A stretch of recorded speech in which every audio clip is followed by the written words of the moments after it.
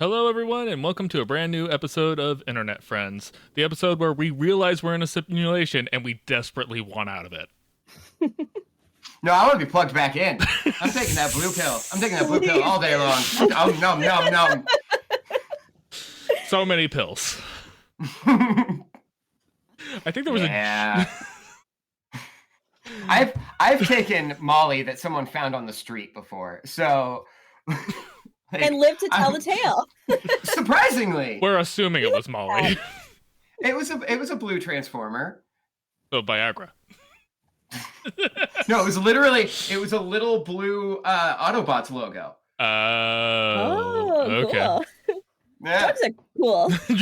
They are. Drugs are I'm cool. a fan. Have you guys seen those like mushroom gummies that they're selling at gas stations now? No. I haven't picked one up yet, but I'm gonna try it. So, tell me, Seth, how do those rhino pills work? Come frothy, which was something I wasn't expecting. I have not taken one, but I have a friend who was just taking all of the gas station pills for a little while, and he was like, "Dude, the weirdest thing, I took that rhino shit, it made my cum frothy," and I was like, "That's not good. That's not something that you should have happen." It's probably a good thing we all live in different parts of the country because it makes it to where Seth would become my plug for most things. And would give all the disclaimers that they have on drug commercials, where it's just the commercial is a minute long but only 15 seconds is selling you on the drug, and the last 45 seconds is just here's everything it's going to do wrong to you. Yes, potentially, allegedly. Yes. So anyways, have you guys been? It's an antidepressant medication, but it'll give you suicidal thoughts. And depression. Yeah. It's you'll want to kill yourself, but you'll be happy about it. That's an improvement. Goodness. Speaking of therapy, so how are you, Seth? I'm doing all right. Other than the heat wave, I'm doing okay. I like How are you? How are you, buddy?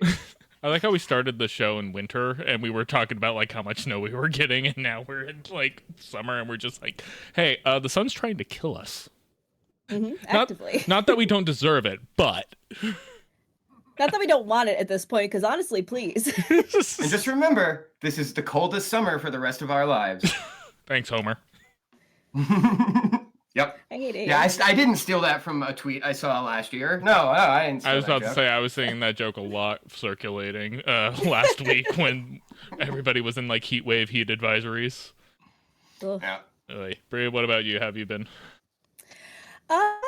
I'm okay. I have a time off, which is very exciting. Next weekend, I have completely off, and I can't tell you the last time I had a weekend off, and I don't know what to do with myself. And I'm very excited. It turns out working real shitty, and I don't want to do it anymore. So I'm gonna try to not do it as much as possible. This capitalism thing, not great.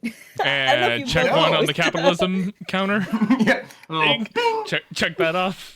It's frustrating because I'll work so much and people are like, well, you got to think about the money, and I'm just I don't want it. I don't fucking want the money. I want to rest. I want to see my friends. It's one of those things this. as you get older you realize it's just I don't want to be rich, I just don't want to pay rent. Yeah, I want affordable rent. I want to be comfortable.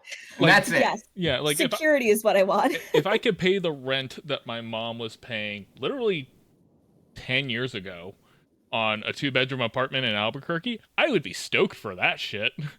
Mm-hmm. The rent I was paying 10 years ago, I'd be stoked. Yeah, no question. I was thinking of doing a luxury apartment just because at this point it's kind of the same price as a regular apartment. Yeah. So I was I might as well get a bougie fucking apartment for $2,000 a month because that's the base cost here now. So me and Emily are doing some 5-year planning, and a lot of the 5-year planning is where can we move where it's a million times more affordable? Oklahoma. Yeah. Well, no, we she was looking at Memphis actually recently. Yeah. Oh. Yeah. And then we were it's affordable, but the racism. Oh. Yep. I'm gonna let you in on a spoiler that racism's everywhere, Seth. Have you been to Memphis? I have. What'd you guys think of my new treatment of the show, by the way? I liked it. It's good. I liked the visuals. Me too. It's good. I was just trying to Visuals. make it look like we actually had production value behind it. And it's mostly Yes. just because It's nice. I just have a bunch of like Adobe stock licenses for stuff, so I was just kind of like, all right, might as well just like get stuff so I can just like not, you know, be at risk of copyright infringement on the internet anytime I do anything. We love that. Gonna steal it and then make AI off of it, and then Oh yeah, no, they have. You know. I turn off the generative AI thing every time I have to go looking for something for work because I'm just like, one, it's trash, and two, I don't like this, and three, they're getting sued by the Department of Justice and the FTC right now. So Love it. hopefully that pays off pretty well for us going down the future. It is Yes. theft. So yep, it is actually theft. So Well, like the thing, and evidently terrible for the environment. Yeah. Like Yes. these AI like found that out this week. well, yeah, it's the same thing as well, it's not the same thing, but it's basically using GPU computing, which so you're using supercomputers running constantly. It was the same problem we had with cryptocurrency and crypto miners. It's just like you have this power running constantly. The power's coming from somewhere. just to make something with like 11 fingers on each hand. Yeah. But no, Five tits. the thing that they're getting sued for specifically is like all the dark pattern stuff they do to prevent you from canceling your things and having like a hidden cancellation fee that they never told you about in the terms of service. Basically being anti-consumer and competitive because it's Adobe. Once they establish their monopoly, they're going to hold that grip tight and get every ounce of capital they can out of you. It would be good luck learning anything else. Yeah. I mean, I've been trying to see if there's like any open source stuff that I can replace some of the stuff that I use on a regular basis. There's really not that much good stuff out there. There's some things that you can get away with, like Audacity, but like trying to replace Photoshop or replace Premiere is not easy. Anyways, so glad to see you guys are at least holding up. So anyways, this leads us into our first topic of the day, which was our homework, which was set by Seth. And this week we watched The Matrix. So Seth, go ahead and take it away. Think? I love this movie. I realized talking to you guys about it last week where you both were like, hey, I haven't watched it in forever. I was like, oh, I watch this like every couple of years. I love the trilogy. I'm a defender of the sequels. Not the fourth one. The fourth one's bad. Don't watch it. But 2 and 3 are good. 3 is long. But I like these movies. What did you guys think? Here's the thing. I have notes for this. So, I do think I watched it in 2 parts because it's too long. It's such a long movie. I will say, and I was giving it credit for jumping in right away, and I was like, oh, it doesn't jump in right away. It's just like there's a lot of training montages and stuff. I will say, I kind of loved seeing the old technology. Like the second they pull out that fucking Nokia and like the CD cases, like all of that was just like filled me with happy nostalgia, and I did really love seeing that. I think outside of the effects, it actually holds up pretty well. It's very entertaining. It's very it's action packed. It's the characters are okay. The romance makes absolutely no sense, but not really. It drops in there with that romance. It's like, I was told by an old woman that I would fall in love with you if you were actually the one. So, yeah. Like, and prophecy I've spent true. 15 whole minutes with you, so and boy girl kiss. So yeah. And also the final fight I thought was very hilarious because they go in to the lobby with like fucking stacked so many guns on them. They use all of them and like on the fucking goons in the lobby. I was like, you guys are bad at this. You are not the one. If you are, this is bad. Give up. It's very funny how that scene had become like the poster child for mass shootings. For so long, the idea, outfit, the idea of like if you see a guy in a black trench coat walking into like a secure building, like instantly like tackle that guy. Don't even ask questions. We have to give Columbine its dues, though. Like we have to give Columbine its dues when it comes to that. Yeah. Oh God. Also, does headbutting work? I feel like headbutting was such a thing in like movies at this time. Headbutting, does that not just hurt you? I just don't understand. It's like an attack in Pokemon where you take a little bit of damage, but you do more Yeah. damage to the other one, I think. As I just somebody like the who skull is not that protective. as somebody who used to play a contact sport that required me to like run into somebody at full speed, typically knocking our heads together, wearing helmets, I will Mhm. tell you, it will hurt somebody, including yourself, as Seth said. And you. Ouchie. It's fun though. I think it holds up. Again, outside of the effects, which are like so hokey now. I still thought it was very entertaining. It's very action packed. It was a little long for me, but I still enjoyed it. And also, I don't know, just some of the like action movie things, like just I still fucking hit. Like when she has the gun to his head and says, "Dodge this," I was like, Oh, "Yeah, it's so good. That's one of my it's favorite so parts. good." Ah, Which is so stupid such because I don't know why he avoided her. Like he should have known she was still there, but like, yeah. it doesn't make sense. But it's still like I was like, "Fuck yeah, yeah, it was good." uh, Uh, Aaron? yeah, kind of like just going over kind of some of my notes that I had initially watching it. I first like I was just like, God, set design was so bad back then, especially in like that first opening scene. And then it's just like, oh, that's right. They're trying to establish that like technically this is fake. This is the Hmm. fake world.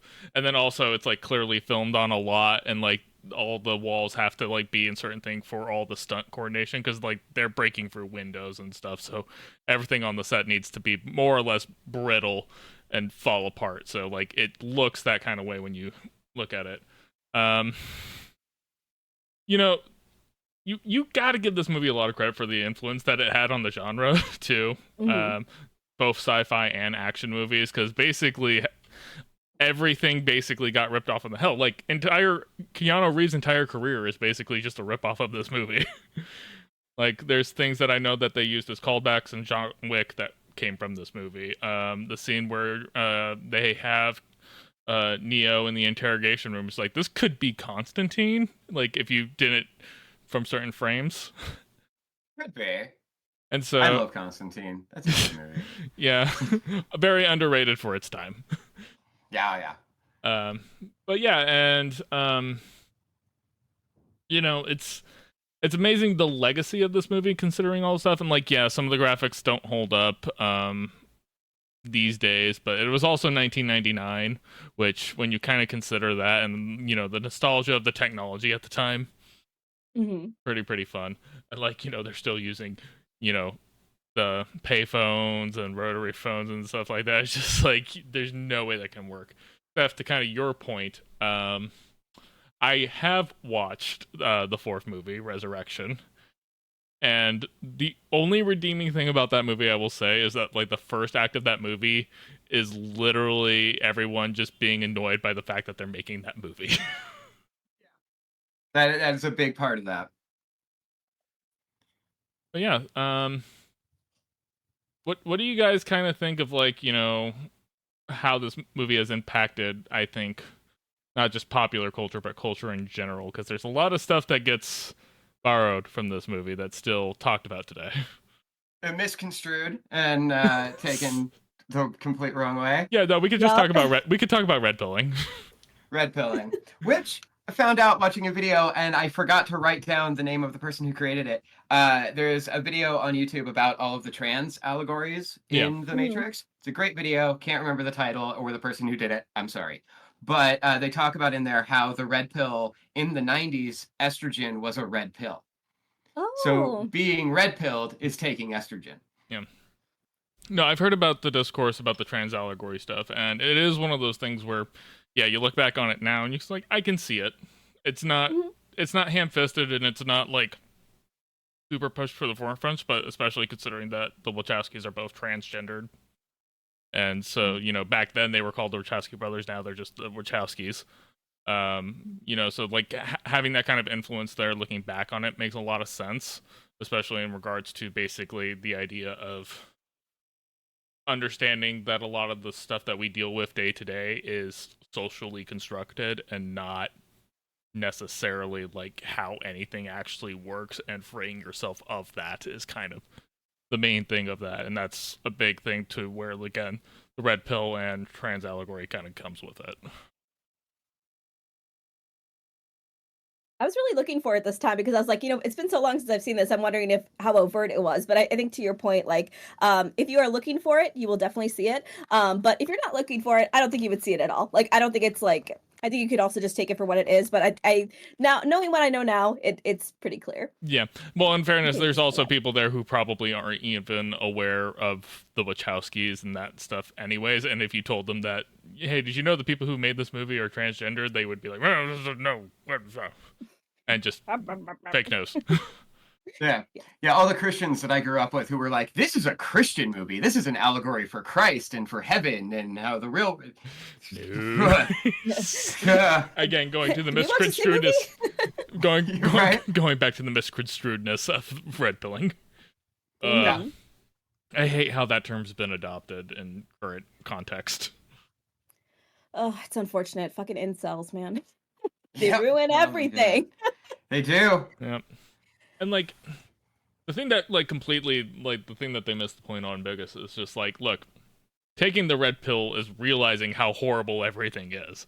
It's not the everybody else is wrong and I'm right. That's not what taking the red pill is. Nah. And the blue pill is, again, it's the copium. It's the I accept everything as is. Absolutely. I will say, I give don't me know. those blue pills. Yeah, 100%. I didn't notice the Chicago influence the first time I watched this. It doesn't take place in Chicago, but the street names they're mentioning are all Chicago streets. Yeah, they're from Chicago. Which is very cool. Yeah, it's definitely not like the city. I believe it's based off of Sydney, or part of it was filmed in Sydney. It doesn't look a thing like Chicago, but there's a Chicago influence there. All the street names that they mention are cross sections in Chicago. So I was like, oh, that's kind of fun. I know where that is, kind of. Yeah, no, the Wachowskis are famously from Chicago. And did you guys ever watch Sense8? Mm-mm. Oh, okay. So it's a Netflix series that the Wachowskis did back in 2014 to like 2016. Basically, Netflix gave them a crazy crap ton budget where they filmed it internationally, and the idea is basically 8 people are suddenly like psychically linked across the world, and like there's this kind of whole dynamic of it. And so like part of it, like one of the people in this cluster is like part of Chicago PD. You have a trans woman in San Francisco who's a hacker. You got like a guy in Eastern Europe who's like mob assassin type dude. It's a very crazy thing. Emily loved the show. It was like her favorite thing ever. The problem is that basically the Wachowskis were blowing huge amounts of money making the show, so they only got 2 seasons and a 2-hour season finale. And that's like basically all they got to do the story. But like it is like, definitely kind of one of those things where the Wachowskis are very good at stringing together a whole bunch of really kind of interesting themes and ideas in a sci-fi fantasy space, and I think that's where they're best at. But also at the same time, they've run into the problem where people keep asking them to do certain things that they just don't want to do, hence Resurrection. Yeah, which that wasn't both of them. That was Lana, I think, right? Who did that one? I think they were both involved, but I think Lana was spearheading, if I remember correctly. Okay. But they both had their name on it. But like their level of involvement might have been a little bit different. But you could tell watching that movie, it was just kind of like, we want to make a movie, so this is all they're letting us make now that Jupiter Ascending failed. Crazy. We all forget that movie exists. My favorite, absolute favorite thing about this movie is such a small thing, but it's when Agent Smith catches Neo's hand and he does the like flick, and that sound that Agent Smith makes, that like, it's just the best sound in the world. I love that sound so much. The sound design, the story coordination was really good. Obviously, the stunt coordinator who did this also ended up doing the John Wick movies, hence why going back to like all the like influence that it had specifically on Keanu Reeves' career. Like, hey, you can do action movies and you can do rom-coms. And we'll throw in a Bill and Ted. Well, that was before get one this. Of those. Well, no, he did technically get a Bill and Ted after this because he did the sequel the thing. sequel. One. I haven't seen that one yet. Yeah. I didn't watch Yeah, it. you're right. I was like, is George Carlin in it? No. It's just like, you didn't bring him back to life? I don't want to watch it. Crazy. We're not using AI to bring George Carlin back, then I don't want it. You know, in fairness, I think if we used AI to bring George Carlin back, George Carlin would actually come back from the dead to kill us. There was a podcast a little while ago, or people from a podcast a little while ago, who claimed they had like used AI to create a whole George Carlin set that you could read. It turns out they hired someone to write it, and they were just lying. I was about to say, like, there's no way you can convince me that an AI can write anything like Carlin can write. That's, like, physically impossible. I love everybody trying to make AI a thing. Did I tell you guys that, like, they are using an AI thing to make our training modules at work? Oh, no. They're so bad. Of course. Like, one, I wasn't consulted on it, so like it was one of those things where it's just like because I was just like, okay, first off, I'm okay with us using AI for this because if we weren't, I would be the one making these, and I don't want to be making these. Fair. Two, so they used a program, and they have a woman who is not real, but like you could tell like they used like a photo of a woman and then are using AI to like have her talk and everything. The voice doesn't match the face like motion things. You can see like where like the mouth suddenly stretches out and like the forehead moves really weird, and like it's a nightmare. And the face is in every single frame. And like literally the feedback I sent them was just like, okay, if we're going to do this, you need to drop the creepy woman talking the entire time. Jesus. Just text and voice. That's all you need. Getting back to the movie, that was something that I thought was really funny this time. Is when Morpheus is like explaining the Matrix to Neo. He's like, at the end of the 21st century, humanity gathered and celebrated our greatest achievement of AI. And I was like, well, they couldn't have missed that mark on that line anymore. Like, turns out, in fact, we are so angry and upset about AI, and it sucks. Mm-hmm. Well, it also doesn't help that like the AI that we have today is not remotely the AI they're talking about now. We're literally just talking about a complicated algorithm in our own context. What they were doing was actually creating a consciousness. Yeah. They had robots that built their own like little silly city. Silly city. I'm gonna die first in this war, but yeah. Bree will probably die last just based on horror movie rules. Hell yeah. I'm the last girl. Just don't have sex, Bree, during the entire runtime of it, and you should be fine. The moment you have sex, you're screwed. Yep. Literally. I've seen the original Friday the 13th. I've seen when that spear went through Kevin Bacon. You rewatch those. I think I've only seen the first one. I've seen like random ones sporadically. We actually bought a board game for Father's Day to play that was it was called Last Friday, but it's a board game that's specifically designed around Friday the 13th. So it's like the camp, you play the campers, but it's asymmetrical, so there's also a player playing the killer. And so basically you're trying to avoid the killer and the killer's chasing you, but you can't see the moves that the killer's making. And if you cross paths with the killer, they kill you. But then it flips. But then it flips on the next round where basically you're trying to kill the killer. And it just goes back and forth like that until the last round.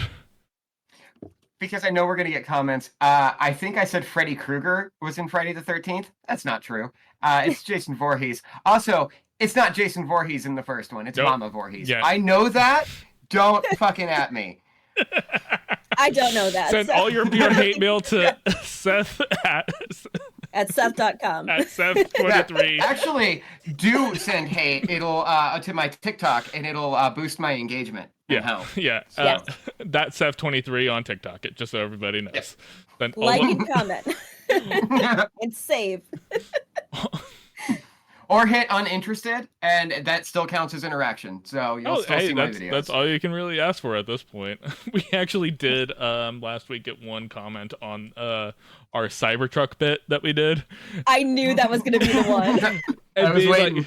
And it was specifically them just being like, damn, why are you being so mean? To which I'm just like... Why are you a dumb idiot? I'm sorry. Why are you being so mean? It's my $100,000 truck. It's just like, okay, so I'm gonna let you in on a secret, buddy. Elon Musk has too much money to give a shit what we think. Tesla has too much money to give a shit what we think. And the people who bought it hopefully have too much money to give a shit what we think. And if they don't, they probably shouldn't have bought it. I think you're wrong on one point. Elon Musk 100% cares what we think. That's This it. guy, he wants to be cool so bad. I tried actually reactivating my Twitter just to like kind of like get things going, or I guess X now.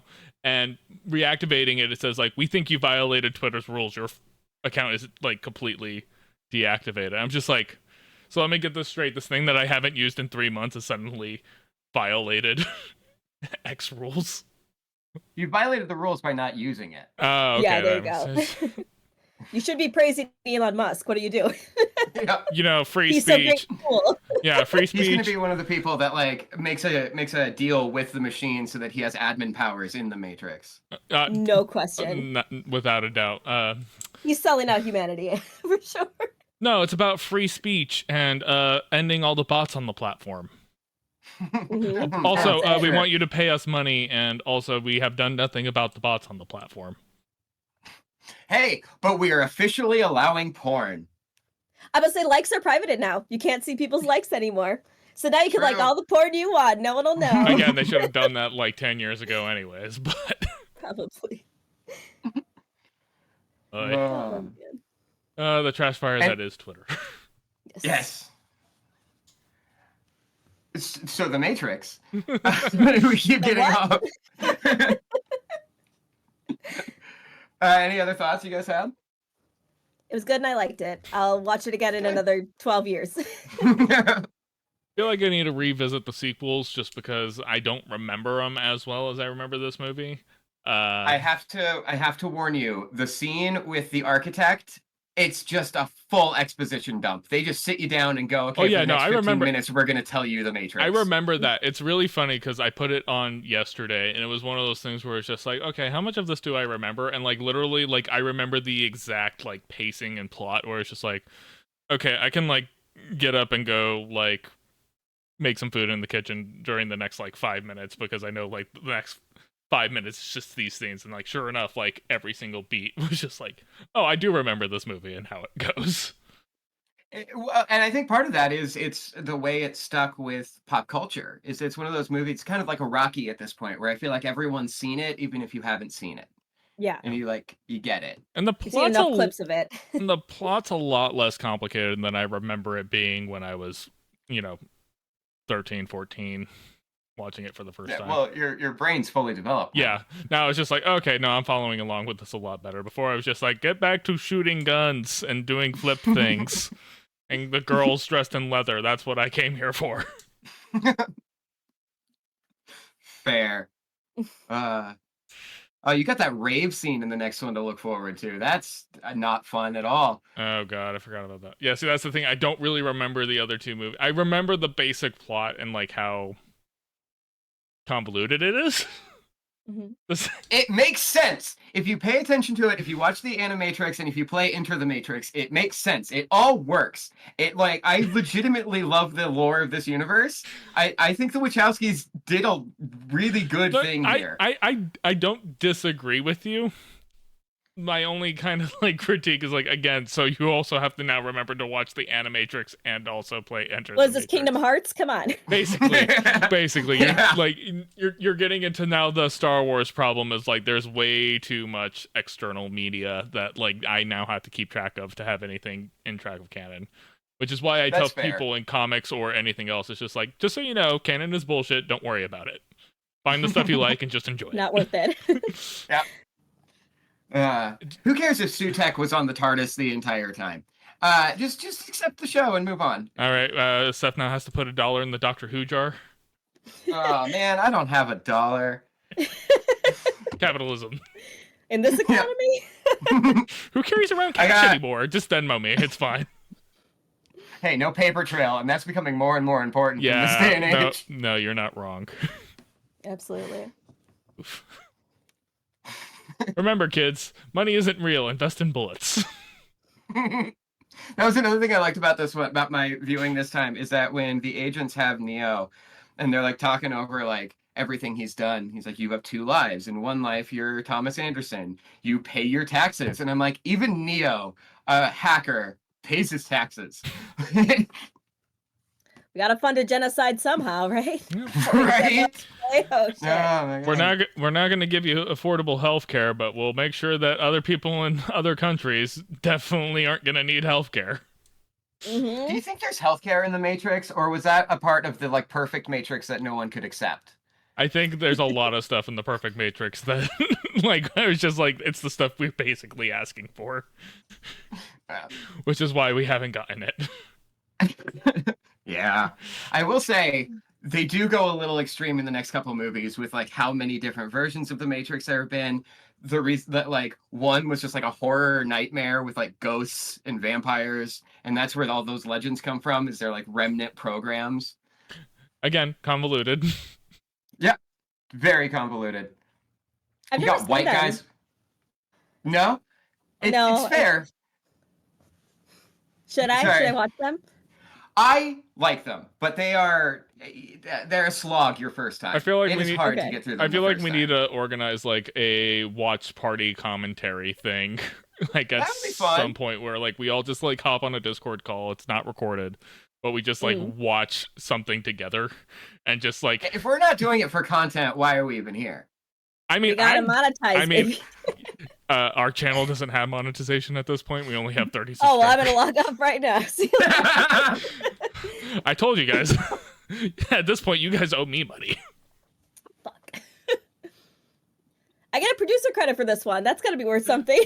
Yeah. You know what? Fair enough. You are racking up the producer credits. That is for sure.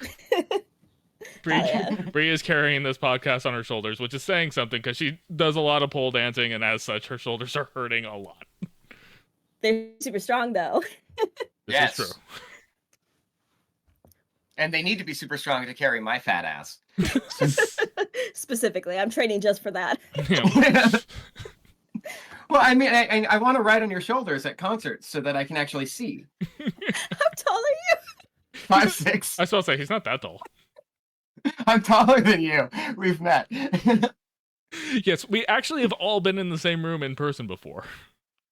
Believe it or not, we have been. Yeah, allegedly. I will be concerned if either of you try to put me on your shoulders. I would not recommend it. No. I forget how tall you are. I forget, like, you're a big man. Oh, I'm 6'3", 260, and most of it's muscle. Oh man, Yeah. you're so tall. I You're tower. like a giraffe. I forget how tall I am sometimes until I'm around like normal-sized people, and then I'm just like, Jesus Christ. Like, I was in the grocery store the other day, and there was this woman who like probably was like 5'6", 5'7", you know, what you would consider to be a normal height, and I'm like a foot and a half taller over her. Like, I'm just like, am I really this huge? I like that. That's normal height. I'm 5'3". How dare you? You're the short queen of the podcast, Bray. Absolutely. 5'4" is average, so I'm just below average. Yeehaw. Just work on some of like those decompression stretches on your joints to like make you just like half an inch taller. Well, I used to be 5'2", so I already did them. so you actually creeped up since. I did. This is the height. This is all I'm getting. That's good. Oh man. So, anyways, Matrix, go watch it. Go be a little bit more cultured on your sci-fi and philosophical fantasy lore stuff. Very good. And please, for the love of God, learn how to have media literacy. Yeah. Please. Not enough people have that these days. Oh, trust me, it's basically. If I do anything YouTube-ish again besides this podcast, it's going to just be a media literacy channel of just kind of like, how the fuck do you guys not understand this? Yeah. It's almost like they didn't teach it in schools. Yeah, basically. But they did. And no one paid I did attention. film studies. Or they an easy started to do credit. it and then somebody shut it down real quick. Yeah. Well, I mean, I took English class, so like that's where I got it. Mm. The curtains are not just blue, by the way. So evidently you guys, the sides of TikTok, haven't been arguing about this for the last 2 weeks like my side of TikTok has been. It's been a huge debate on my side of TikTok. I was about to say my side of TikTok has been the Dr. Disrespect stuff, which I talked about pre-show, which is just like, again, guy got banned permabanned from Twitch 4 years ago, and they never explained why. Writing was on the wall. TikTok is terrible sometimes, so I've been on it less and less. I found that it's good for exactly 1 hour. Past that hour, it is not good anymore. Do not be on it past an hour. That's fair. I've been having a doom scrolling issue where it's just kind of like, it's just like one of those things where it's just like, okay, like I can take like a few seconds, I'll just go through it, and the next thing I know, I'm just like stuck in the hole, just doing the swipes thing. So I'm just kind of like, I need to like tap down on this. Yeah, it gets worse and worse, and I'm just like, I just don't need to know how like horrible the world is all of the time. Yeah. Thank you.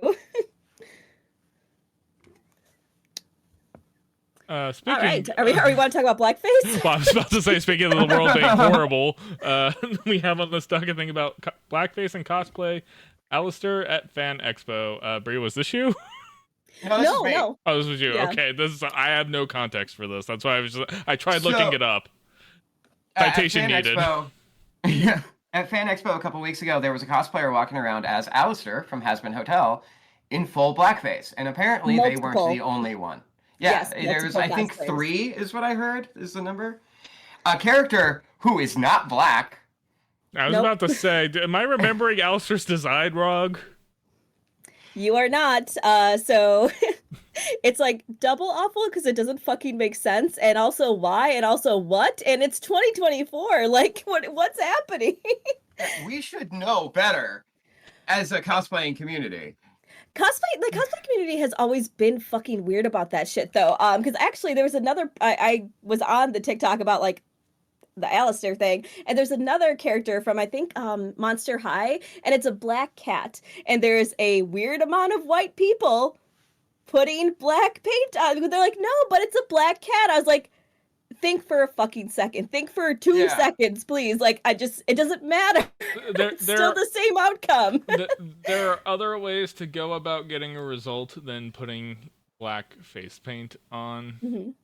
And again, like, I needed a refresher. It's just like, I don't remember Alistair being black. It's like, no, so there was no excuse for that. Okay, got that part.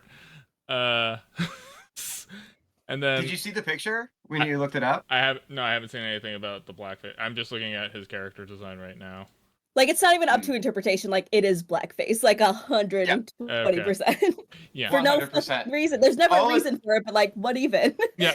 The only thing it's missing are the big white lips and the minstrel gloves. Yeah. Like, that's the only thing it's missing. Yeah, I remember there was a conversation back when Black Panther was coming out. It was like, is it okay for a white kid to dress up as Black Panther for Halloween and kind of stuff? And it was like, that was one where I was just like, yes, but as long as you're wearing the Black Panther costume and mask. Yeah. It's I like, will say, I think that character in particular is a little touchy. I think that would be one that I don't want to speak for people of color, but I'm like, I think that one's a little on the maybe you shouldn't. Yeah, I wouldn't do it. I wouldn't do it. Yeah, but like, it is one of those things, like, a kid, but being like, Black Panther's my favorite superhero, I want to dress as Black Panther for Halloween. Like, how do you that leads to like, now you have to explain it to a kid. Like, it's just like, okay, so here are the issues Kids are with completely that. different. I think that's more on the table, at least from my experience. Like, it's when a grown-ass adult who should fucking know better. Because I think there's been this discussion for a long time. It's like, oh, well, I can't cosplay any, characters that are not the race that I am. I'm like, to my understanding, I don't think people really care as long as you're not fucking doing blackface. Like, it's just like, or painting your skin darker or anything like that. Like, and also, which is like the biggest point, pick any other character. They're like majority, like 99% white characters. It's been that way for centuries. So I'm like, maybe you don't have to play this one fucking character. Like, get the fuck over it, white people. Seriously, it's not that hard. And cosplayers especially way behind on that shit, and I don't understand it. It's such a weird fucking hill to die on. Yeah, it is. Yeah, it is one of those things where it's just kind of like, at some point, it's just like, look, if you want to say the quiet part out loud, just say the quiet part out loud. We don't need you to like try to defend yourself. But people might be mad at me if I'm that honest. If I do it this way, people will just think I made a mistake. But then I'll get canceled. And you deserve it. Yeah. But no, like, but that's the weird thing about this one with the Alistair thing, because like, there's no reason to have done that. And then like talking about your thing where it's like a black cat character, it's just like you could have figured out how to do that without having to do blackface for it. There's 100%, like any other way.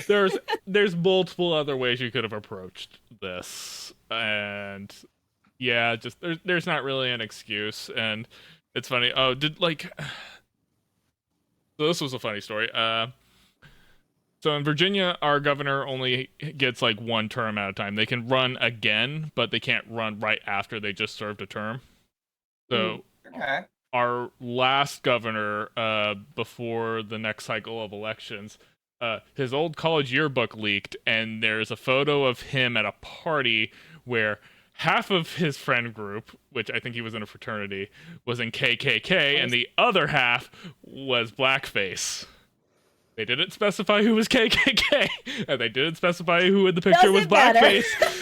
Really a no-win situation in either of them.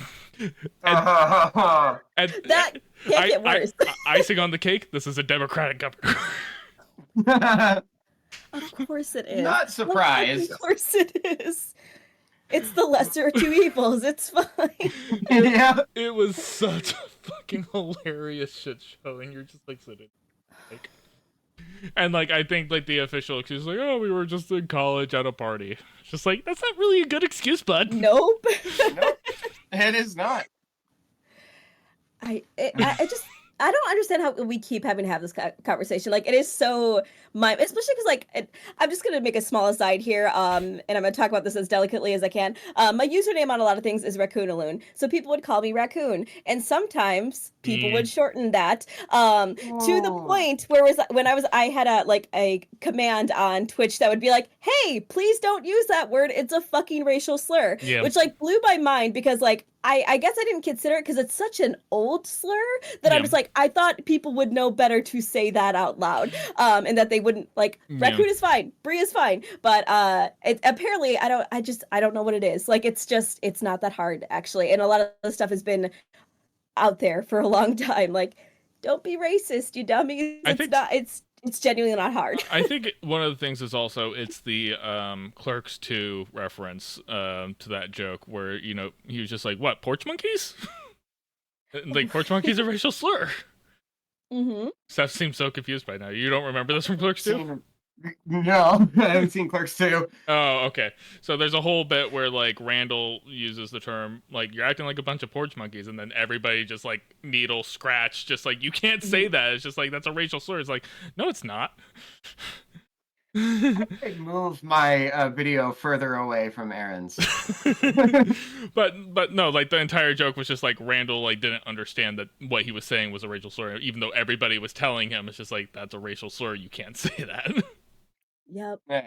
And that's the whole bit. And that's also an old one. Like, that's not new. That's not a new slur that's come out. It's just like although half the time I think they do know is all I'm thinking of. I think 9 times out of 10 they do know. They're being edgelords about it, absolutely. Yes, I will say, which I have learned from certain things, it seems to be, like, especially the word that I was talking about, the shortening of my username, that it is a more American slur. Yeah. So when I have talked to some Canadians, also some deep South people, it is just like, genuinely, they've never used that word that way. In fact, I have a friend who used that word the other day because she is from, like, Alabama, and she's like, oh, I genuinely didn't know. And I was like, okay, you were from a very rural area. Now you know. Don't ever fucking say it again. Thank you. Ugh. Fun. It's 2024, people. It's not that hard. The internet is for free, usually. Yeah, but that will also lead them down some very dark rabbit holes, and then they get red pilled. Yep. We talked about this a little while ago. I like The Boys. By interacting, I mean I watched a couple of videos about The Boys on TikTok. Immediately started getting right-wing content. Just immediately. Yep. It's that pipeline. Yep. It's so easy to slip down it. Oh yeah, no, I told you about how like a while back it's just like, oh, you're really into car content and motorcycle content? Here's some stuff from the Daily Wire, and Ben Shapiro is just like, you got the incredibly wrong impression for me just being interested in motor vehicles. There's so many of those pipelines though, because spiritual girlies. Also, there's a quick pipeline of like which is yeah, 100%, which is so sad because I'm just like, I don't want to like. I love crystals. I love like astrology and fun stuff like that. Keep it there. I'm not gonna be like, I don't see color guides. It's like, no, we're not doing this. Back it up. Back it up. Yeah, no, those inner pipes. I have been workshopping and I don't see color joke for years, and it's not there, and I'm never gonna say it. Nope. That is one of those ones that you're just like, that one goes in the vault, and then upon my depth, the bolt is to be detonated with Anfo and C4. Yeah, this is not that joke. It has nothing related to that, but I typed out a tweet once years ago when I still had Twitter, and then went, this one's gonna get the FBI called on me. This one is... Delete. And, they already saw it. Yeah, probably. Yep. Well, I mean, Seth, you know this. I ended up on IRA TikTok last week, to which I'm just like, yeah, the FBI definitely has a file on me now. Oh, no.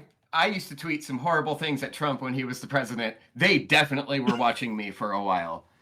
Oh, yeah. I told him I couldn't wait to shit on his grave. They were definitely watching me for a while. I used to say my dream job was being an eco-terrorist, so I'm 100% on several lists. It's still my dream job, I'll be honest. I feel like that's a good one. That's going to be this is the pipeline we're setting up for Internet Friends. You go from Internet Friends podcast to eco-terrorists. Absolutely. I don't want to hurt anybody. I just want to blow up some government buildings. Yeah, no, it's just like... FBI. my IRS. Again... Just so, FBI, NSA, anybody listening, this is a joke, but my favorite thing to tell Emily when she's in a bad mood is like, do you want me to go blow up Congress? We're only half an hour away.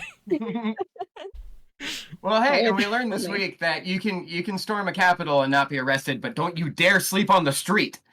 Oh, yeah. Absolutely. Oh, yeah. It's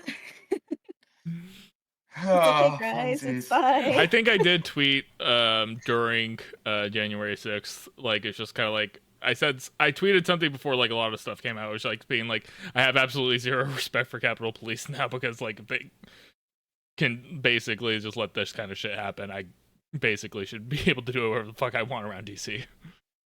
Yup. Granted, I would never go to DC in the first place. More than fair. Oh, I popped my neck shaking. I saw that happen in real time. I saw your eyes literally just go from shaking your head. I don't like being in my 30s. Oh, Lord. All right. So that's blackface and cosplay. Moral of the story. Brought to you by 3 white people. Moral of the story, just don't do it. Just don't. Yeah, it's not that hard, idiot. Thank you. It's like, if you happen to have like black body paint in your house, take it and put it in the trash. First off, why do you have black body paint in your house? Yes. We're not asking questions here. I honestly, it's amazing that I'm now nostalgic for the days of people just like sitting in a bathtub full of Sharpie ink. Like, I miss that. Simpler times. I hate it here. Still bad times, just different bad. Anyways, a little bit of video gaming news. We are now in the throes of summer, and there's been some more game announcements. And also, we're in Steam Summer Sales Fest now, so you can actually get some pretty good deals on Steam. I was talking about this a little bit during pre-show. Picked up the Arkham trilogy. I picked up XCOM 2 for like $3 and a couple of other games. So I'm just gonna kind of keep an eye on that as I go, seeing like what else like gets like marked down insane amounts that I never took the time to play. I got Duck Detective, I got Frog Detective, and I got lots of detective games, very serious, important games. With frogs involved. Bree is bisexual, so like her's not having frog games. And duck games, so yeah, and then I found like a hidden object with just cats. It's just a cat. Find the cat game. Oh, so is that the Cat Tower game I've been seeing? Possibly. There's a lot of them. I still have a lot of cute games in my thing. Yeah, Listen to the Game Birds. Yeah, that's my plug. Yeah. No, I'm definitely trying to like catch up on some of the indie stuff that I've missed over the years, but it's like Steam is such a huge sea of things. Of just like knowing like what's good and what isn't is always kind of very complicated, and so I'm just trying to like watch the different like podcasts and like people in the space that I know talk about certain things. It's just like, okay, they talked about this. They said they really liked it. Let me go look. Okay, how It's much tough because how much does it cost, and am I ever gonna have time to get around to actually playing this? that's the biggest thing. Because like my library is so huge because of these Steam sales, and I just keep buying things. I'm like, hey, but what if? Hey, listen, what if you played these games that you already have? Yeah, pretty much, and They're intended to be played. yeah, that's the problem with Steam because I have like a whole bunch of stuff in my library that I haven't played. Like I got some stuff on Humble Bundle back in the day that Yeah. got me some old LucasArts games.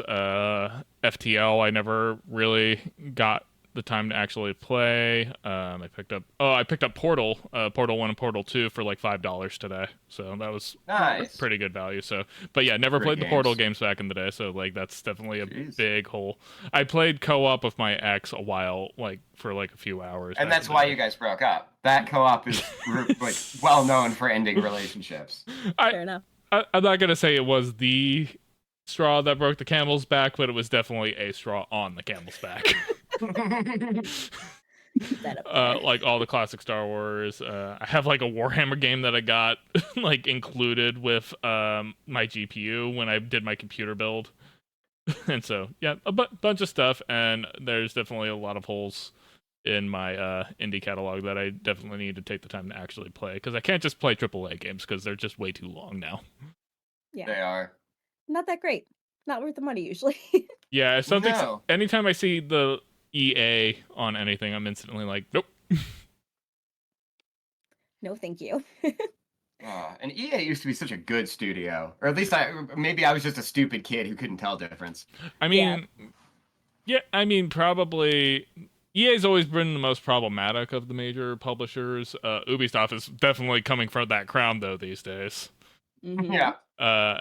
Activision actually very influential in the space because they're the ones who basically brought third-party publishing to video games. Like that, like they're the ones who actually like really like spearheaded that movement, and now they've just gotten so big. And like since the Blizzard merger and now being sold to Microsoft, it's just kind of like, yeah, that soul's gone. Yeah. So sad. We're just Call of Duty now. That's all we do. Yep. Do you? And you will buy it. You will buy it every single year. Dummy. I don't even know if they're still doing yearly releases of Call of Duty. I checked out with that franchise after Big Red 1. That's how long ago I checked out of the Call of Duty franchise. They're still doing yearly releases, but I think they're relying on Warzone to kind of be their buffer with the free-to-play Battle Royale style. Okay. But still, like, I was never a Call of Duty kid growing up, so it makes it easier to just not give a shit. And I have a lot of people are just like, when are you going to play Call of Duty with us? It's like, you know, I like my first-person shooters to be like sci-fi and alien-based, not shooting people in a foreign country based. Yeah, set on that. I'm too thank busy you. playing Hello Kitty Island Adventure. I don't know what you... It's actually coming out to Switch. I don't even watch South Park. Can I pull out a South Park reference? What? I mean, no, that's I just... thought you were really playing that. I'm bummed. It's getting a re-release, Yeah, it's getting and released. I might... It's getting released on Switch. Nice. Maybe that'll be a homework assignment. Maybe. As I said, that's actually a really good segue. I don't know if any of you are familiar with Until Dawn or the Dark Pictures games at all, but I wanted to bring it up really quickly because they announced a remaster for Until Dawn. I'm a big fan of that game. I love it quite a bit. Are you guys familiar with these games at all?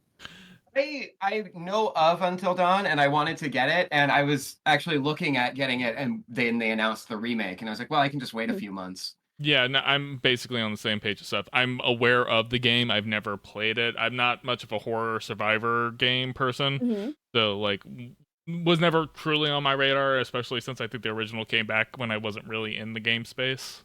Yeah. But the trailer definitely has me intrigued, especially since I do know quite a bit about it. Like it is like very cinematic choice based, and like there's a lot of different outcomes that you can have as you play the game, and that's kind of the big thing with it.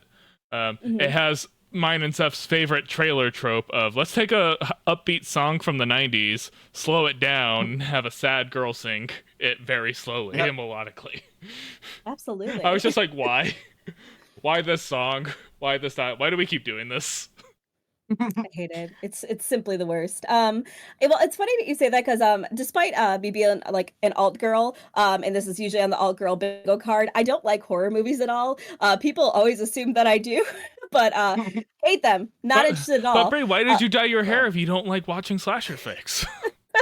I it's simply because she must. has pronouns. That's why she dyed her hair. Pronouns in the bio. Fuck off. I hate it here. Yeah.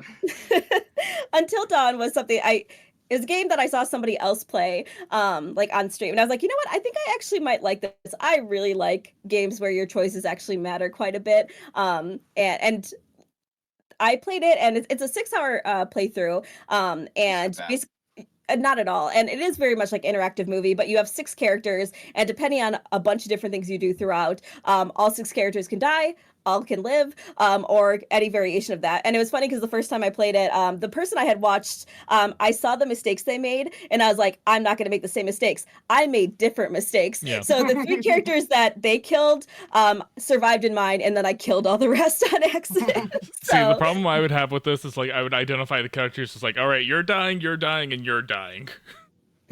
yes, well, I mean, they can all die in different and exciting ways, and Right. And like I would make every playthrough being like, okay, I want to see how this specific character I absolutely hate dies in different ways. yes, oh, absolutely, and you could definitely get that with this game. It's definitely a little dated, but I think it was an interesting concept and deals with mental health quite a bit. And they kind of Until Dawn was like a flash, and like it was really special for what it was. There's really has not been a game like this. And with Dark Pictures, who made it, they had like a whole anthology of different games exactly like this, and they've been trying to capture that same like lightning in a bottle again, and they have not been able to do it. And I've watched a lot of those playthroughs, and they're all just getting worse and worse and worse, which is so Oh. sad because like this is such an interesting and good format, and I don't know how they did it so well in Until Dawn and then was never able to do it again. So which makes me sad, but I am excited for the remaster. I'll definitely play it when it gets remastered. But along those lines, I was wondering if either of you have a game that you would really love to get remastered, and thoughts on remastering in general, because that seems to be a big trend lately. Also because those games end up being kind of close to full price. So I have a couple of Yeah. thoughts when it comes to the idea of remastering. So there's different tiers of this. There's remake, so that's like we're more or less taking the concept of the game and just like redoing the whole thing. So that's the Final Fantasy VII remake. You know, it's like it's not the same game. We're basically recreating the game from scratch, and we're making changes. But the Final Fantasy VII and Final Fantasy VII remake are two completely different games. They are not the same game. Yes. You got remaster, which to me is basically it's the same game. We've just more or less updated it to modern standards. So, like for the most part, Until Dawn remaster should be Until Dawn, just graphic fidelity up, maybe some quality of life control updates, Hmm. kind of stuff. Maybe you can add a little extra new content, but for the most part, the core of the game is still the same. Then you have reboots, which are like, say, Tomb Raider games, where more or less they're just like, we're doing a new batch of Tomb Raiders, we're starting over the story, we're starting over the mechanics thing. It's like not the same as the Tomb Raiders that you played 10 years ago, but they're still Tomb Raider. Longer than that. Yeah, 20, 30 years now. Which the original 3 Tomb Raider games just earlier this year got a remake or Yeah. a remaster. Yeah, got a where they got remaster. a graphical update. They're pretty much the Yeah. same games. They're good. I like them. I think all of those different categorizations have their own merits in different ways. But I think some things deserve more attention than others. Like, how long did we get between when they did The Last of Us and The Last of Us remaster between PS4 and PS5? Or even PS3 to PS4? PS3 to PS3 was less than a year. Yeah. Mm. And the other one was it was the full console because we just got Last of Us Part 1 last year, so that was about a decade. Yeah. But yeah, they can't overdo it. I like the idea. I like being able to have these older games still be new and relevant, and getting to like revisit them almost in the way that I remember them being. That was something that I realized I recognized with the Tomb Raider remakes or remasters. Is that I was like, oh, this this is what the game looked like when I thought it looked like when I was a kid. Yeah. And then you press Yeah. a button and you're like, oh no, it looked like shit when I was a kid. Yeah. The Crash Bandicoot remakes are also like that. And then to answer your question, Brie, I'm kind of spoiled because the games that I would want remade have already been remade. Yeah. And like we're getting like Crash Bandicoot, Crash Team Racing, Tomb Raider, and we're getting Silent Hill 2 later this year. So I'm spoiled for choice when it comes to my selection. Mhm. Yeah. But I'm happy about that. Yeah, sadly, 'Cause being a it's Nintendo for kid, me. I do not get as lucky when it comes to remakes and remasters. No. Uh, No, they never do anything. No. Unless you're a Pokemon fan, and then you get a remaster. I mean, I remake, loved whatever. Fire Red and Leaf Green. Like that was a good time. I was just like, cool. It's like it's literally red and blue again, except like slightly updated, and I can get some Johto Pokemon while I'm in there too. To which I'm just like, that's exactly the level of Pokemon that I want. I just want Gen 1, Gen 2. Gen 3 was okay. After that, I fell off. But yeah, no, there's definitely some stuff I would love to see, especially some like Wii and Wii U era stuff, you know, just get like a little bit of an update and come to Switch. Yeah. Epic Mickey. I don't care about Epic Mickey. Dude, Epic Mickey's great. That was a great game. How dare you? You get to paint stuff.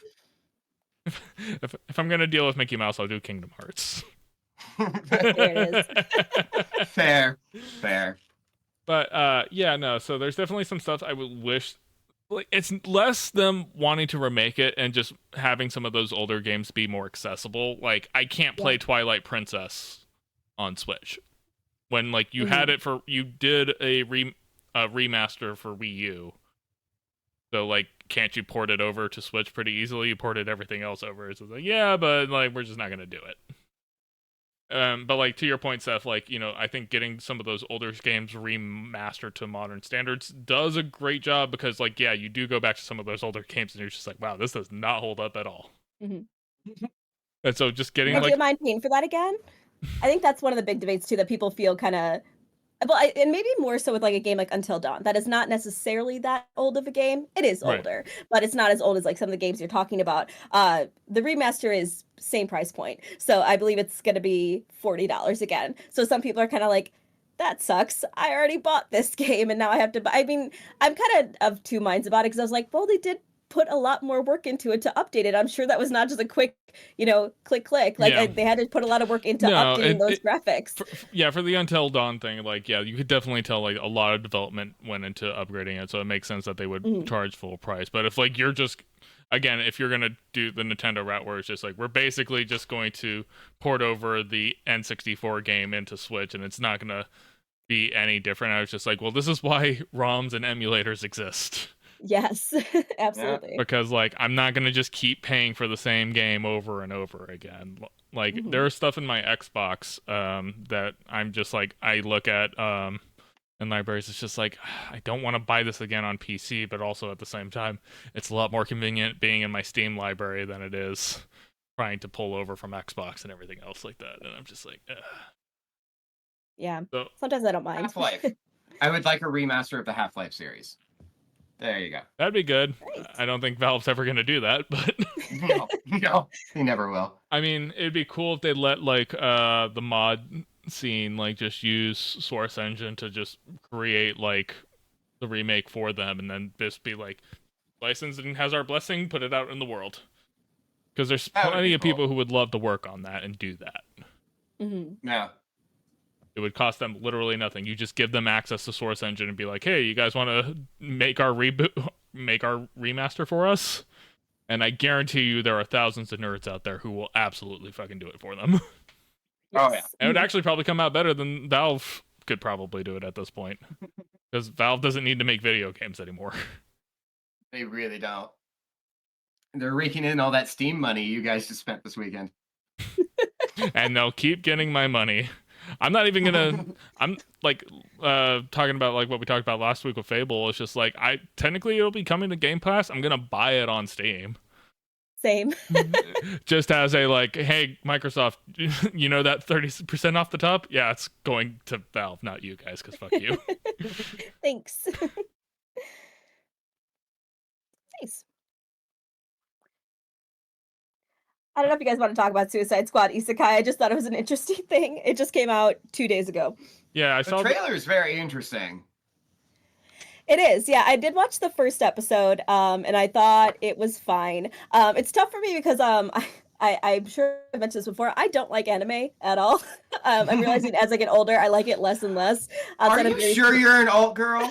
Because you're really not sounding like one. You're like, my bingo card is just. she's just like, I just like crystals and dyeing my hair. Everything else, not so much.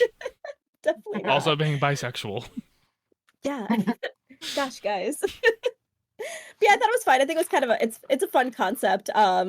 I as we mentioned before, I'm pretty sick of these characters. I never thought I would be, but I'm very over Harley Quinn. I would like her to go away so much. She is just like, again, I never say we were sick of the Joker, and I'm just like, she's kind of getting the same treatment now, and it's just like, and it which is almost worse because like I feel like they're working so hard on making her independent that now she's just becoming also the Joker. Like I'm just like, either way, she's just kind of a product of him, and I'm just like, I just don't. Let's give it a rest. There's so many cool female characters out there. And until cosplayers stop dressing up as every new design they throw out there, that character is not going anywhere. And I'm gonna tell you this right now, Brie. Sorry to break it to you, but like she's not going away anytime soon. Definitely not. Makes me sad. I'm very over it, but the show's interesting. It's worth a watch. I might check it out. I as well am a little sick of these characters. I'm over Peacemaker. I'm over King Shark. They're one-trick ponies. Like I just feel like you get the bit, and then you're like, okay, yeah, it was funny the first time. It was funny the first like 86 times, and now it's just like, oh my god, again with this shit. These aren't that great of characters. Hi, former Warner Brothers Discovery employee here. If they can basically beat something into the ground, and then once it's dead, keep beating it, they will. Mm-hmm. Direct quote from David Zaslav. He said money though. He's just like, okay, so like, how much money are we gonna make on this? That doesn't sound like enough. Just don't release it, and we'll write it off on taxes. Yep. Perfect. I'm sorry. Other studios are interested in our Wile E. Coyote movie? No, we are writing that off on taxes. Oh god. Yo, where's that Scooby-Doo movie out? It's like, actually, like, it's ready to go. Like, you guys can just like start cutting together trailers, and we'll release it in like a week. It's just like, nope. Dead. I was gonna mention really quick because I when I was trying to find where I could watch Suicide Squad Isekai, it was on Hulu, and I was like, oh, you know what? I could still do a free trial for that. Perfect. It was the most annoying process signing up for Hulu because everything is bundled now. You actually can't get past the bundle page. Even if you're like, I just want Hulu though, not an option. It stops you right there and you cannot proceed until you bundle it with something else. Which was like frustrating. It was so, because especially it was like, because it wanted me to get like the Disney bundle, and I was like, I don't want it. I'm like, I just want this thing because I'm gonna have it for a month and then fucking cancel it, and it would not fucking let me. And I'm just like, oh god, this is where we're at. We're at cable packages again. Yeah, everything I'm looking at right now, I would not be surprised if they flat out kill Hulu pretty soon and just merge it all into Disney Plus. No problem. That's definitely seems to be the path they're moving into. I think Comcast still owns part of it, so they can't fully do that yet. Yeah, but it seems remember when Hulu was free? Yeah, I do. I remember. That was a wonderful time. That's how I used to watch the Colbert Report all the time back in the day. It was like literally. That's how I used to watch Walking Dead. Yeah, no, it's just like, cool. Like, I just like, and you know what? You accepted the ads at the time because you were just like, cool, I'm not paying for it. Ads, same as if I was watching it on TV. It's whatever. Captain Midnight just did a whole video about this, and Tubi, how Tubi is starting to like gain a lot of viewer base as a subscription, as a streaming service because it's free, and people are like, well, hey, it's free, I can deal with ads. Yeah. 100%. Like, it's one of those things where it's like people will accept ads as long as like it's understood that it's just like, I'm not paying for this and I will accept the ad things. Now you have all the ad light models coming, and it's just like, for The Matrix, for example, watching it on Netflix because I have the lowest paying tier, there were ads playing in The Matrix, and god, their ad timing was so horrible. Oh no. So horrible. I can imagine. Like I said, I tried watching Stargate on Prime, and their ad placements were also terrible. Yeah. It's weird because they didn't do ad placements when we watched She-Ra. Like, I was like one of those things where like I had just renewed the Netflix subscription. And I was just like, I'll get the ad model. Hopefully it's not too thing. And like they never played ads for my entire watch through of that. But The Matrix, something that does not have clear, simple areas where you can do ad breaks, gets like 7 ad breaks placed in, and I'm just like, really, guys, come on. And I would like to now introduce you to my Lord and Savior, Physical Media. Yep. What? I am genuinely considering like hitting up my dad. It's just like, hey, what Blu-rays are you guys looking to get rid of? Yeah. It's a good place to get them as your parents getting rid of them. Or well, friends like, who are like, we used to have a huge DVD collection and Blu-ray collection, so it's like one of those things where it's just like I might consider it. The only problem is like again, like where am I gonna put it? Yeah, that's fair. Because Emily's not getting I rid gotta buy shelves and I gotta move other stuff. Yeah, Emily's not getting rid of her books. I'm telling you this right now. And nor should she. No, absolutely not. We even talked about it when we were talking about possibly moving to Arizona, where it was just like, she's just like, I'm not getting rid of any of my books. It's like, that's totally fine. That's not on the table for negotiations of shit we need to get rid of. It's going to be fun moving all those books. Oh, I no, it's moved gonna... a bunch of books when I was moving. And it's not fun at all. It will suck. Moving books suck. They're so heavy. Like I'm just like, we are going to get rid of the bookshelves and just get new ones from like IKEA or something. Mm-hmm. I'm not dealing with this like freaking plywood piece of shit. Like in a move, like it's just like it's gonna break anyway. Yeah, just toss it out and get new ones. It's fine. All right. So what the fuck is fidgescaping? Yes. I just discovered this yesterday, and it's basically, I will say there's quite a few subcategories of this. The one that I particularly was Fridgerton, which was basing your fridge off of Bridgerton. And I will say, I'll give you. All right, I quit. All right, this is the last episode of Internet Friends. Bridgerton. That is the perfect name. That is so good. It was a good run, guys. I appreciate you guys taking the time out of your guys' weekends. Oh, you're done this time. I love it. Oh, full circle, friends. Yeah. We've done it. We've all quit the show at some point now. Exactly. It was your time. So yes, Bridgerton. Basically, it's people like aesthetically designing the inside of their fridge to make it like a more pleasant experience.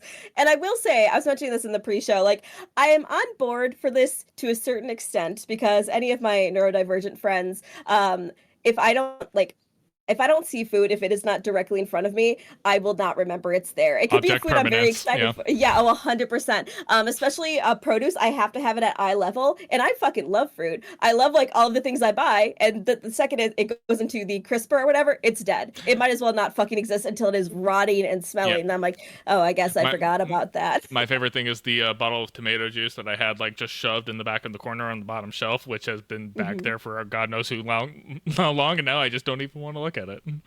Oh, 100%. Now I'm too stressed to deal with it. I have a thing of like matcha latte, and I know it's really bad, and I don't want to think about the smell it's going to smell when I dump it out. So it is just staying there until I have the courage to deal with it. That's the kind of thing you just quadruple bag it, and then you just let God take its course, right? Like, there's definitely been times where like, because like me and Emily do a lot of like meal prep stuff, and then like there's always like that one that like you didn't use because you were just like, I'm tired of eating the same thing. I'm just gonna go get takeout or something tonight or everything, and then it just never handles. I'm just like, that's why like I don't spend money on really nice like Tupperware or food prep containers, because it's just like if something gets left in the fridge too long, I'm not gonna open that thing. It's just going straight in the trash. Absolutely. All of my Tupperware is stuff that came from like delivery places. Oh yeah, same. That is all of mine. It's reusable until it's not anymore. Yeah. Yep. Have you noticed that they're actually printing dishwasher safe and like microwave safe on them now? They know, which I appreciate, honestly, because I'm like, I'm going to use this until I cannot anymore. I have a Soda Stream, and specifically the bottles that came with it, they were just like, do not put in dishwasher, not dishwasher safe. And then they started coming out with dishwasher safe. You can put these in the dishwasher bottles. It's just like, I don't know what you guys changed from point A to point B, but thank you. We really appreciate it. Yeah, I kind of love this whole thing. Like, I don't know. Again, with neurodivergent people, I think this is very helpful because it just makes your fridge nicer to look at. And I love that.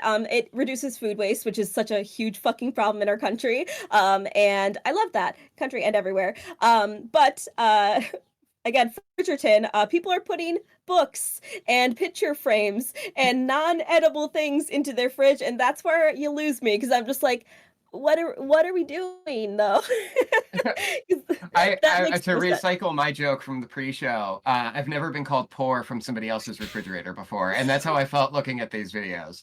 No question, because it's like, and listen, I love the Container Store, but like it's all Container Store, like, and that shit is not cheap. Yeah. And for how many they have like these little. I saw one where they had like rails on the side where they slid their yogurt into so that it could be they could just like grab it right away. Like the lid of the yogurt would slide onto the rails and slide back. I'm like, that's so cool. That was probably so much money and so much time.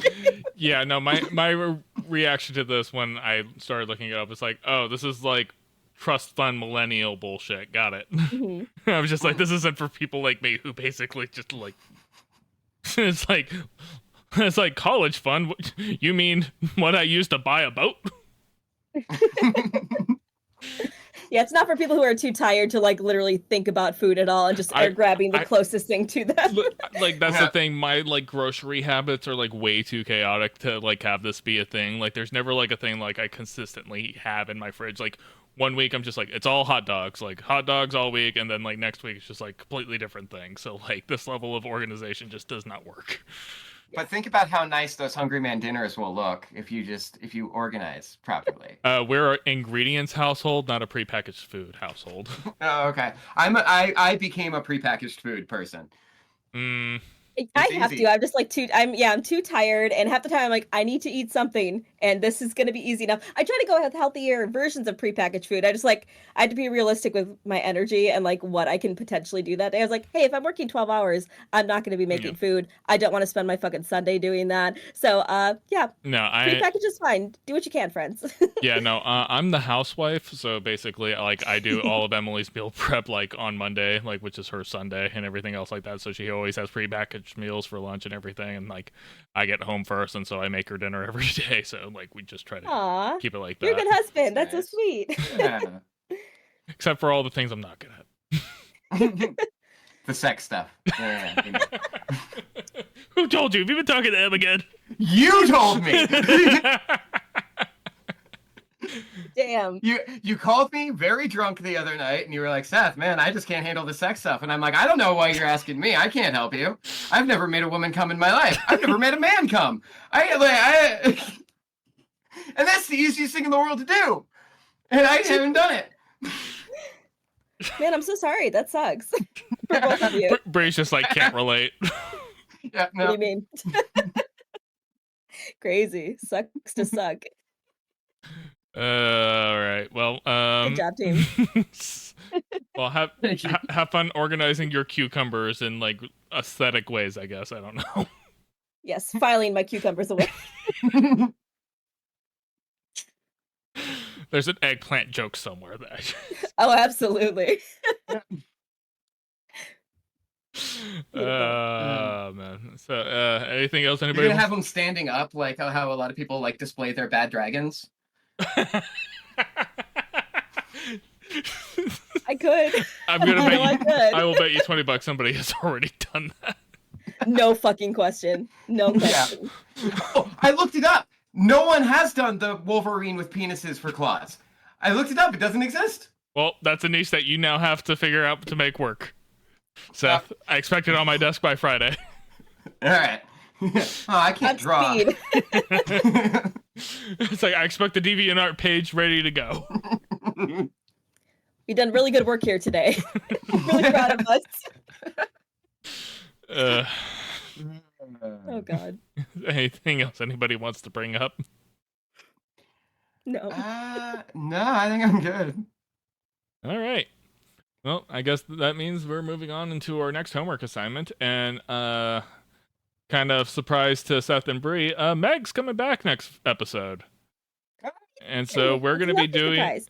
So we are going to be doing Interview with a Vampire. We're going to be doing the film, not the series. I talked. I talked with her directly about that, just as a like kind of like, let's do the movie just to respect everybody's time, because I don't know, everybody's time commitments always end up being kind of weird week to week. So we'll be doing the film for that, and we will have Megan on next week to talk about it.